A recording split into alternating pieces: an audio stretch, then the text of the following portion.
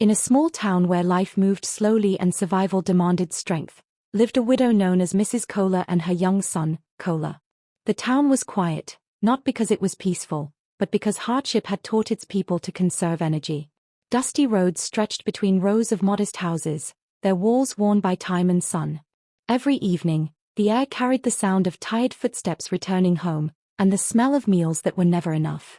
For Mrs. Kola, each day began with hope and ended with calculation: what could be eaten, what must be saved, and what sacrifices must be made. Since the death of her husband, the weight of survival rested on her shoulders alone. There were no steady jobs, no promises of tomorrow. Only endurance. And yet, in the middle of that struggle, there was Kola. Inside their small room stood a wooden table, scratched and old, bearing the marks of many silent meals. On it sat a single loaf of bread, their entire dinner, their only certainty for the night. Some days, food came once. Some days, it didn't come at all. Mrs. Kola stood quietly, her eyes fixed on the loaf, her thoughts heavier than her hunger.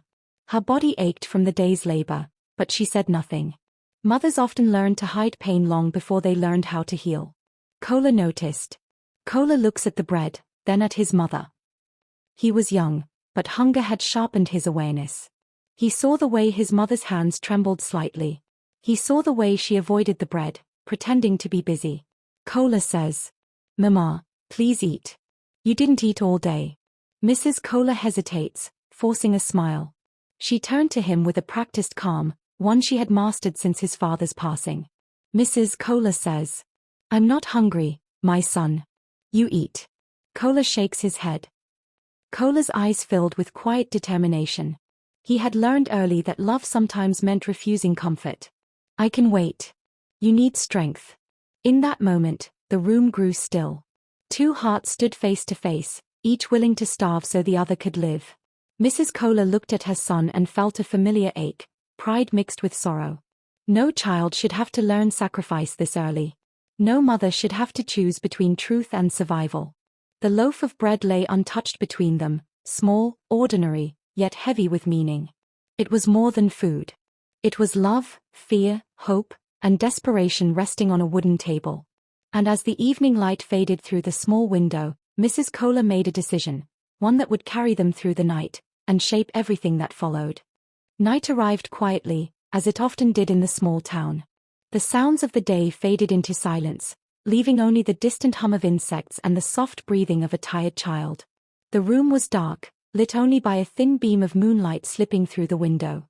Kola slept on his mat, his small body curled in on itself, hunger finally giving way to exhaustion. His face was calm now, innocent, unaware of the choices being made around him. Beside him sat Mrs. Kola. She did not sleep. Her eyes moved slowly from her son's face to the wooden table where the loaf of bread still rested. The same bread they had both refused earlier. The same bread that had carried the weight of their love, their fear, and their unspoken agreement to protect each other at all costs. In that silence, memories returned. She remembered the evenings when her husband was still alive, when meals were simple but shared, when laughter softened hardship. She remembered promising herself that no matter what happened, her son would never feel abandoned. Yet here she was, choosing between truth and survival. Slowly, carefully, Mrs. Kola reached for the bread. Her hands trembled, not from weakness alone, but from the knowledge of what she was about to do. She broke the loaf in half, the sound sharp in the quiet room, and placed the larger portion beside Kola. She watched him for a long moment. She was not just feeding her child. She was feeding his future.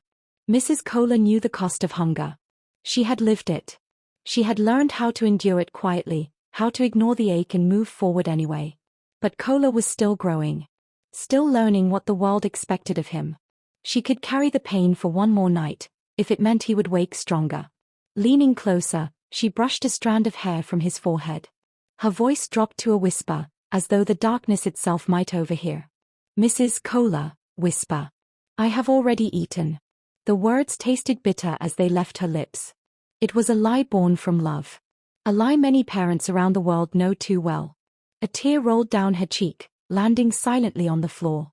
She wiped her face quickly, ashamed of the weakness, even though no one was watching. In that moment, Mrs. Kola was not thinking about tomorrow. She was thinking only about the morning, about Kola waking up with enough strength to walk into town, enough hope to believe life could still be kind. She lay down beside him, her stomach empty but her heart full, and closed her eyes. Hunger stayed awake long after she tried to sleep. But so did faith. Faith that sacrifice was not wasted. Faith that kindness, even unseen, mattered. Faith that one day, Kola would understand what love truly meant. And as the night deepened around them, the quiet room held a truth known across generations and borders. Sometimes, the greatest love stories are never spoken aloud. Morning. Busy street. People walking. Morning came quickly, as it always did. The sun rose over the small town, bringing movement, noise, and urgency. Traders set up their stalls.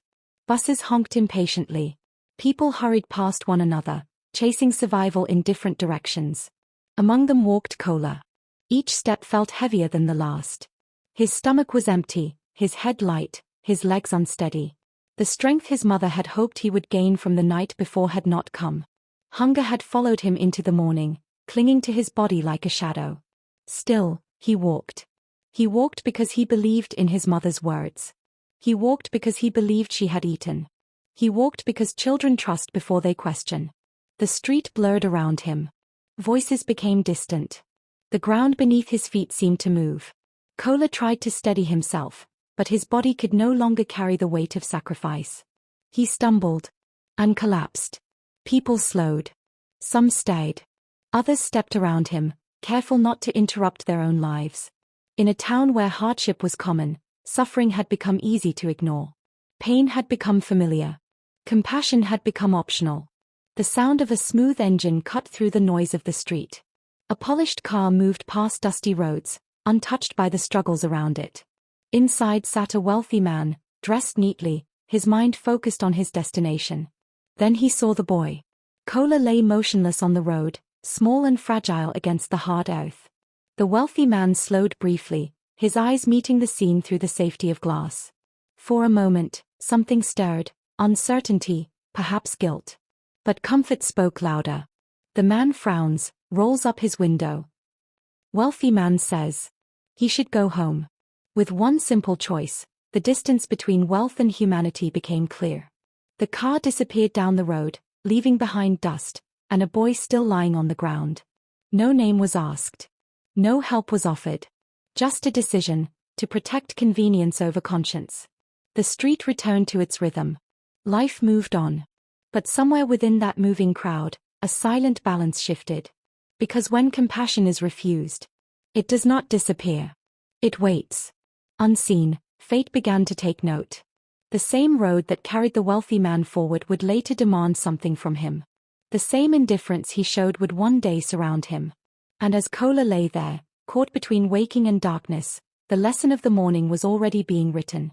Not everyone who has the power to help will choose to do so. But every choice carries a consequence. Hours later, fate spoke.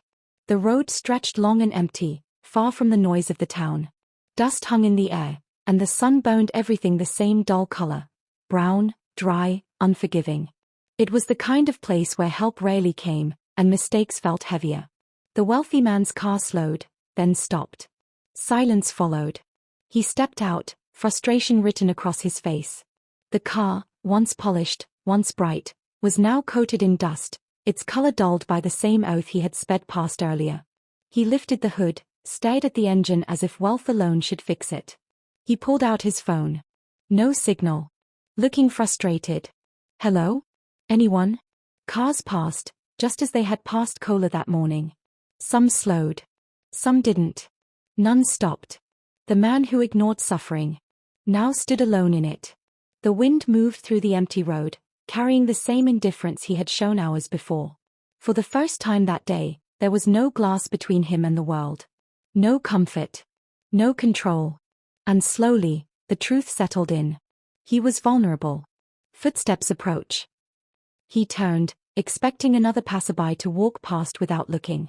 Instead, he saw a woman approaching, her clothes simple, her steps steady, her presence quiet. It was Mrs. Kola. She carried a small bag. Nothing fancy. Nothing extra. Just what she had. Then, someone stopped. The wealthy man's breath caught. Recognition flickered across his face, sharp and uncomfortable. You? Mrs. Kola looked at him closely. She recognized him too. The car. The face. The choice he had made. Still, her voice remained calm. Mrs. Kola asked, "Are you okay?" No anger. No accusation. Just concern. She helped him push the car to the side of the road. Her hands strained. Her body tired. She offered him water from her bag, the same water meant to last her the rest of the day. She had nothing. Yet she gave everything she could. The wealthy man lowered his head. Dust clung to his shoes now, just as it clung to hers. The difference between them had faded. Ashamed, the wealthy man felt. He said, "I saw your son yesterday. I didn't help." Mrs. Kola paused. For a moment, the road held its breath. Mrs. Kola said gently, "Life teaches lessons in many ways." She turned and walked away, her figure growing smaller against the vast road. Wealth does not make a human being rich. Kindness does. Moral lesson. True humanity is shown by those who give, even when they have nothing. If this story moved you, like the video. Share your thoughts in the comments. Subscribe for more meaningful stories. Because stories don't just entertain. They teach, they heal, and they stay with us. Thank you for watching.